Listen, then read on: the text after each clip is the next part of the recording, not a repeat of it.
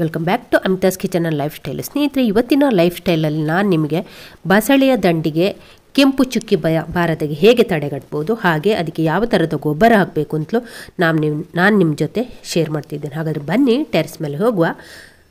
ರೀತಿ ಉಂಟು. ಈ ಕೆಳಗಿನ ಸ್ಲ್ಯಾಪಿಗೆ ನಮಗೆ ಅಷ್ಟು ಬಿಸಿಲು ಬೀಳುವುದಿಲ್ಲ, ಮೇಲೆಗಾದರೆ ಫುಲ್ಲು ಬಿಸಿಲು, ಏನೇ ಅಡ್ಡ ಇಲ್ಲ. ಇಲ್ಲಿ ಆದರೆ ನಮಗೊಂದು ತೆಂಗಿನ ಮರ ಉಂಟು, ಈ ಕಡೆ ಒಂದು ತೆಂಗಿನ ಮರ ಉಂಟು. ಇವಾಗ ಬೆಳಗ್ಗೆಲ್ಲ ಅಷ್ಟು ಬಿಸಿಲು ಇರುವುದಿಲ್ಲ, ಸ್ವಲ್ಪ ಬೇಗ ನೆರಳು ಬರ್ತದೆ. ಅಂದರೆ ಬಸಳೆಗೆ ಪೂರ್ತಿ ಬಿಸಿಲು ಬೇಡ, ಸ್ವಲ್ಪ ಬಿಸಿಲು ಬೇಕು, ಅಂದರೆ ಜಾಸ್ತಿ ಬಿಸಿಲು ಕೂಡ ಬೇಡ. ನೋಡಿ, ನನ್ನ ಬಸಳೆ ಕಾಣ್ತದಲ್ಲ, ಅಲ್ಲಿ ಚಪ್ಪರ ಹಾಕಿದ್ದು ನೋಡಿ. ಹಾಗೆ ಅದಕ್ಕೆ ಅಡ್ಡವಾಗಿ ಒಂದು ತೆಂಗಿನ ಮರ ಕೂಡ ಉಂಟು. ಹಾಗೆ ಇದರ ಕೆಳಗೆ ಚಪ್ಪರ ಹಾಕಿ ನೆಟ್ಟದ್ದು ನೋಡಿ. ಚಪ್ಪರ ಯಾವ ರೀತಿ ಉಂಟು ಅಂತ ಹತ್ತಿರದಿಂದ ನಿಮಗೆ ತೋರಿಸ್ತೇನೆ. ಮತ್ತು ಯಾವುದೆಲ್ಲ ಗೊಬ್ಬರ ಹಾಕಬೇಕು ಅಂತ ನನಗೆ ಹೇಳಿದ್ದಾರೆ. ಬಸಳೆ ಬೆಳೆಯೋರೆ ಯಾವ ರೀತಿ ಗೊಬ್ಬರ ಎಲ್ಲ ಹಾಕಬೇಕು ಅಂತ ನನಗೆ ಹೇಳಿದ್ದಾರೆ. ಅದನ್ನು ನಿಮ್ಮ ಹತ್ರ ನಾನು ಹಂಚಿಕೊಳ್ತಿದ್ದೇನೆ, ಅದನ್ನು ನಿಮ್ಮ ಹತ್ರ ಶೇರ್ ಮಾಡ್ತೇನೆ. ಬನ್ನಿ ಹೋಗು, ನಾವು ಬಸಳೆ ಯಾವ ರೀತಿ ನೆಟ್ಟಿದ್ದೇನೆ ಅಂತ ನಾನು ನಿಮಗೆ ತೋರಿಸ್ತೇನೆ. ಈ ಕಡೆ ನೋಡಿ, ಪುದೀನ ಹಾಕಿದ್ದೇನೆ. ಇಲ್ಲೊಂದು ಸ್ವಲ್ಪ ಗರಗ ಉಂಟು ನೋಡಿ, ಗರಗ ಎಲ್ಲ ಇಲ್ಲಿ ಒಂದು ಸ್ವಲ್ಪ ಪುದೀನ ಉಂಟು. ಈ ಕಡೆ ಉಂಟು ಪುದೀನ ಉಂಟು. ಹಾಗೆ ಇದು ಕಳೆದ ವರ್ಷ ನಟ್ಟಂಥ ಬಸಳೆ, ಇದನ್ನೆಲ್ಲ ಕತ್ತರಿಸಿದ್ದು ನೋಡಿ, ದಪ್ಪಾಗಿದೆ ನೋಡಿ. ಇದೆಲ್ಲ ನೋಡಿ, ಇದರಲ್ಲಿ ನೋಡಿ ಚಿಗುರು ಬಂದಿದೆ. ಈಗ ಸ್ವಲ್ಪ ಹಿಂಡಿ ನೀರೆಲ್ಲ ಹಾಕಿದರೆ, ಗೊಬ್ಬರದ ಹುಡಿ ಸೆಗಣಿ ನೀರೆಲ್ಲ ಹಾಕಿದರೆ ಚೆನ್ನಾಗಿ ಬರ್ತದೆ. ಮೊದಲು ನೆಲಕಡಲೆ ಹಿಂಡಿ ಹಾಕಬೇಕು ನೋಡಿ. ಹಾಗೆ ಈ ಕಡೆ ಬಂದು ಇಲ್ಲಿ ಒಂದು ಪಪಾಯ ಉಂಟು ನೋಡಿ, ಅದೇ ಬಿದ್ದು ಹುಟ್ಟಿದ್ದು ನೋಡಿ. ಅರಶಿನ ನಾವು ಈ ಸೈಡಲ್ಲಿ ಇದರ ಮೇಲೆ ಮಣ್ಣು ಹಾಕಿ ನಾವು ತರಕಾರಿಯನ್ನು ಮಾಡಿದ್ದೆವು. ಅಂದರೆ ಸ್ವಲ್ಪ ಲೀಕೇಜ್ ಬರ್ತದಂತೆ ಎಲ್ಲ ಮಣ್ಣನ್ನೆಲ್ಲ ತೆಗೆದು ಈಗ ಇನ್ನೊಂದ್ಸಲ ಕೆಲಸ ಮಾಡಬೇಕಂತ ಹೀಗೆ ಬಿಟ್ಟಿದ್ದೇವೆ ನೋಡಿ. ಈ ರೀತಿ ಉಂಟು. ಈ ಕಡೆ ನೋಡಿ, ಸ್ವಲ್ಪ ಅಲಸಂಡೆ ಹಾಕಿದ್ದೇನೆ. ಅಲಸಂಡೆ ಯಾವ ರೀತಿ ಹಾಕಿದೆ ಅಂದರೆ ನೋಡಿ, ಬಿಸ್ಲರಿ ಕ್ಯಾನಿಗೆ ಮಣ್ಣು ಗೊಬ್ಬರ ಅದೆಲ್ಲ ತುಂಬಿಸಿ ಈ ರೀತಿ 4 ಬುಡ ಅಲಸಂಡೆ ಈ ರೀತಿ ಮಾಡಿದ್ದು ನೋಡಿ. ಹಾಗೆ ಈ ಕಡೆ ಬಂದರೆ ಇಲ್ಲೊಂದು ಹಲಸು, ಆಲ್ ಸೀಸನ್ ಹಲಸು ಇಟ್ಟಿದ್ದೇನೆ. ಅದರ ಒಳಗಿಂದಲೇ ಚೀನಿಕಾಯಿ ಬೀಜ ಹಾಕಿದೆ. ಅದು ನೋಡಿ, ಹೀಗೆ ಚೀನಿಕಾಯಿ ಹೂವು ಬಿಟ್ಟಿದೆ ನೋಡಿ, ಉಂಟು. ಯಾವುದೇ ಕಷ್ಟ ಇಲ್ಲದೆ ತರಕಾರಿಯನ್ನು ಟೆರೆಸ್ ಮೇಲೆ ಬೆಳಿಬೋದು. ಆಸಕ್ತಿ ಇದ್ದರೆ, ಮೊದಲು ನಮಗೆ ಆಸಕ್ತಿ ಬೇಕು.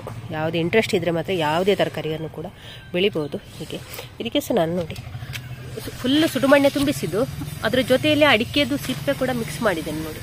ಹಾಗೆ ಸೆಗಣಿ ಹುಡಿ ಅದೆಲ್ಲ, ಸೆಗಣಿ ಮೊನ್ನೆ ಊರಿಗೆ ಹೋದಾಗ ನಾನು ಸೆಗಣಿ ತಂದಿದ್ದೆ ಅಮ್ಮನ ಮನೆಯಿಂದ. ಹಾಗೆ ಅದು ಸುಡುಮಣ್ಣು ನಾವೇ ಮಾಡಿದ್ದೆವು, ಅದು ಇದೆಲ್ಲ ಮಿಕ್ಸ್ ಮಾಡಿ ಈ ರೀತಿ ವೇಸ್ಟ್ ಬಿಸ್ಲೇರಿ ಬಕೆಟ್ಗೆ ತುಂಬಿಸಿ ಇಟ್ಟಿದ್ದೇವೆ ನೋಡಿ. ಚೆನ್ನಾಗಿ ಬಂದಿದೆ. ಹಾಗೆ ಹೀಗೊಂದು ಮಾಡಿದ್ದೇನೆ. ಒಂದು ಸ್ವಲ್ಪ ತರಕಾರಿ ಮಾಡಿದರೆ ನಮ್ಮದು ಅಂತ ನಮಗೊಂದು ಖುಷಿ ಇರ್ತದಲ್ಲ. ಹಾಗೆ ಬನ್ನಿ, ಈಗ ನಾವು ಬಸಳೆ ಹತ್ರ ಹೋಗುವ. ಇಲ್ಲಿ ನೋಡಿ, ಇದು ಬದನೆ ಗಿಡ ನೋಡಿ, ಬಂಚಿ ಬದನೆ ನೇರಳೆ. ಇದು ನನಗೆ ಸೌಮ್ಯತ್ತಿಗೆ ಕೊಟ್ಟದ್ದು ಬದನೆ ಗಿಡ ಕೊಟ್ಟಿದ್ರು, ಅದರಿಂದ ಬೆಳೆದು ಮಾಡಿದಂತ ಒಂದೇ ಗಿಡ ಈಗ ಉಳಿದಿದೆ. ಹಾಗೆ ಕಾಯಿ ಬಿಟ್ಟಿದೆ ನೋಡಿ, ಕಾಯಿ ಬಿಟ್ಟಿದ್ದು ನಾನು ಬೀಜಕ್ಕೆ ಅಂತ ಬಿಟ್ಟಿದ್ದೇನೆ ನೋಡಿ. ಹೀಗೆ ನೇರಳೆ ಬದನೆ ಬಂಚಾಗ್ತದೆ. ಮೊನ್ನೆಲ್ಲ ಕೊಯ್ದು ಒಂದನ್ನು ಕಾಯಿಗೆ ಅಂತ ಬೀಜ ಮಾಡಲಿಕ್ಕೆ ಅಂತ ಬಿಟ್ಟಿದ್ದೇನೆ. ಇದು ಸ್ವಲ್ಪ ಒಳ್ಳೆ ಬಂದಿದೆ. ಇದಕ್ಕೆ ಸಹ ಅಷ್ಟೇ ಸುಡುಮಣ್ಣು, ಗೊಬ್ಬರದ ಹುಡಿ, ನೆಲಕಡಲೆ ಹಿಂಡಿ, ಎಲ್ಲದಕ್ಕೆ ನಾನು ನೆಲಕಡಲೆ ಹಿಂಡಿ ಹಾಕ್ತೇನೆ. ಹಾಗೆ ಈ ಕಡೆ ಬಸಳೆದು ಚಪ್ಪ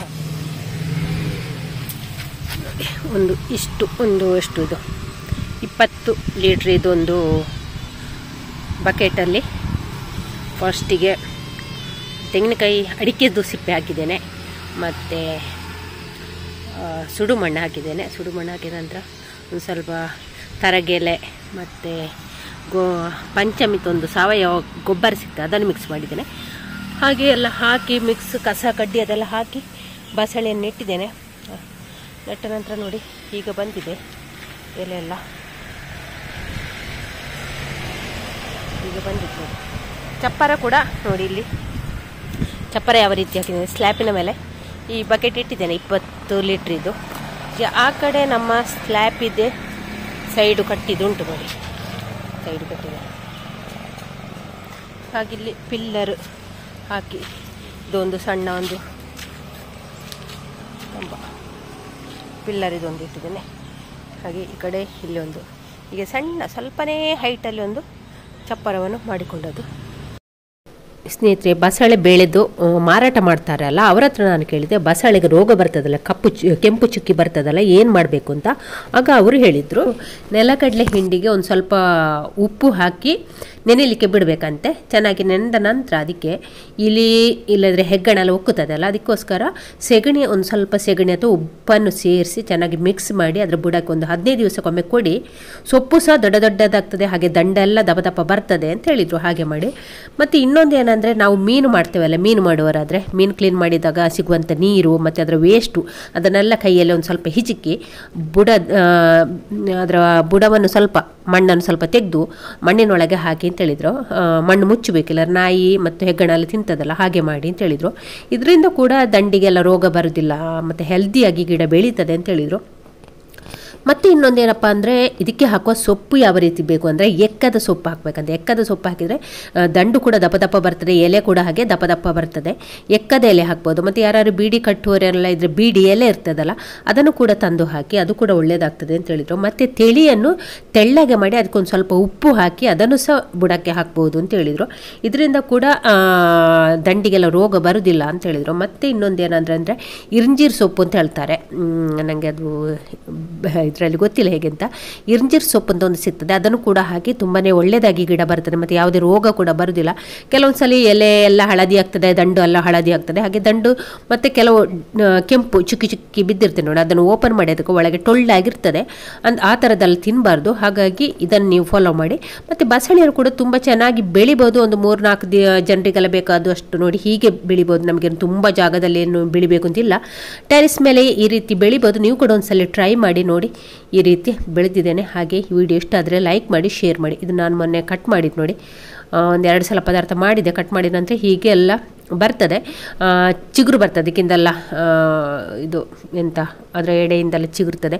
ಹಾಗೆ ಕೆಲವು ಸಲ ತುಂಬ ಅಂದರೆ ಸ್ಟಾರ್ಟಿಂಗಲ್ಲಿ ಬಸಳೆ ನೆಟ್ಟು ಒಂದು ಸ್ವಲ್ಪ ಮೇಲೆಲ್ಲ ಹೋದ ನಂತರ, ಸ್ವಲ್ಪ ಉದ್ದಕ್ಕೆ ಬಂದ ನಂತರ ಅದರ ತುದಿಯನ್ನು ಕಟ್ ಮಾಡಬೇಕು. ತುದಿ ಕಟ್ ಮಾಡಿದರೆ ಅದರಿಂದೆಲ್ಲ ಪಿಳ್ಳೆ ಹೊರಡ್ತದೆ, ಎಗ್ಗೆ ಹೊರಡ್ತದೆ. ತುಂಬ ಚೆನ್ನಾಗಿ ನೆಲಗಡಲೆ ಹಿಂಡಿಯ ಜೊತೆ ಒಂದು ಸ್ವಲ್ಪ ಬೂದಿ ಇದ್ದರೆ ಬೂದಿಯನ್ನು ಕೂಡ ಚೆನ್ನಾಗಿ ಮಿಕ್ಸ್ ಮಾಡಿ, ಯಾಕೆಂದರೆ ಇಲ್ಲದ್ರೆ ಹೆಗ್ಗಣ ತಿಂತದೆ, ಒಕ್ಕುತ್ತದೆ.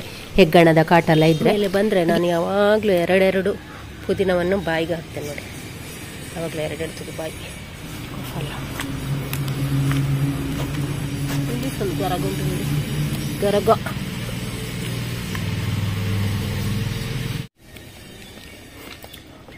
ಹಾಗೆ ಇಲ್ಲಿ ಬಂದರೆ ತೊಂಡೆಕಾಯಿ ನಾನು ಕೊಯ್ದೆ ನೋಡಿ, ಎಲ್ಲ ಗಂಟು ಹಿಡಿತದೆ.